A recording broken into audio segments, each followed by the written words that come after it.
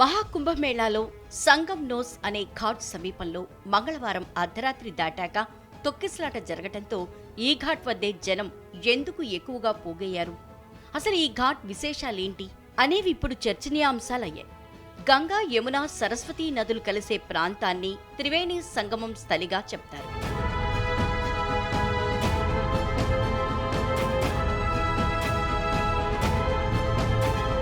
సంగం nose వద్ద వేరువేరుగా వచ్చి గంగా, యమున నదీ ప్రవాహాలు ఒకటిగా కలిసిపోయి ముందుకు సాగటం చూడొచ్చు. ఇక్కడ రెండు నదులు వేరువేరు రంగుల్లో కనిపిస్తాయి. యమున నదీ జలాలు లేత నీలిరంగులో, గంగాజలం కొద్దిగా బురదమయంగా కనిపిస్తుంది. యమునా నది ఇక్కడ గంగానదిలో కలిసి అంతరార్థమవుతుంది. అంతర్వాహినిగా సరస్వతీ నది సైతం సంగమించే ఈ ప్రాంతాన్నే కుంభమేళాలోని ప్రధాన సంగం ఘాట్గా చాలా మంది భావిస్తారు.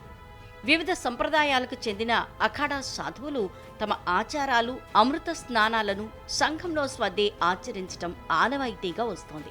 శతాబ్దాల క్రితం జనాభా తక్కువ, అందులోనూ ఈ స్థాయిలో భక్తజన కోటి లేదు. కాబట్టి ఆనాడు కుంభమేళాకు విచ్చేసిన భక్తులంతా కేవలం ఈ త్రివేణి సంగమస్థలి వద్దే పవిత్ర స్నానాలాచరించేవారని స్థానికులు చెప్తున్నారు. దీంతో తాము కూడా ఈ సంగంలో వద్దే పుణ్యస్నానాలు ఆచరించాలని ఈ విషయం తెలిసిన చాలా మంది భక్తులు భావిస్తారు.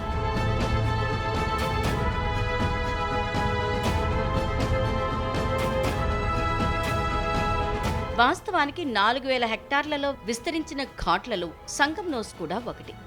సంగం నోస్ వద్ద ఎక్కువ మంది స్నానాలు ఆచరించడానికి వీలు పడదు.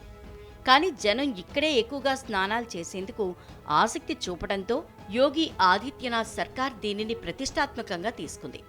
ఒడ్డు వెంట ఇసుక బస్తాలు వేసి డ్రెడ్జింగ్ చేసి ఎక్కువ మంది కొనదాకా వచ్చి స్నానాలు చేసేలా దీనిని పెద్ద ఘాటుగా మార్చారు. 26 హెక్టార్ల భూభాగాన్ని అదనంగా అందుబాటులోకి తెచ్చారు. దీంతో కిలోమీటర్ల పొడవున ఇసుక బస్తాలు వేసి ఘాట్ను విస్తరించారు. దీంతో సంగం నోస్ ఘాట్ వద్ద ఒకేసారి ఎక్కువ మంది స్నానాలు చేసే వెసులుబాటు లభించింది.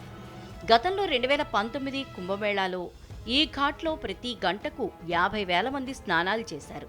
విస్తరణ తర్వాత ఈసారి ఇక్కడ గంటకు ఏకంగా 2 లక్షల మంది భక్తులు స్నానాలు చేస్తున్నట్లు తెలుస్తోంది.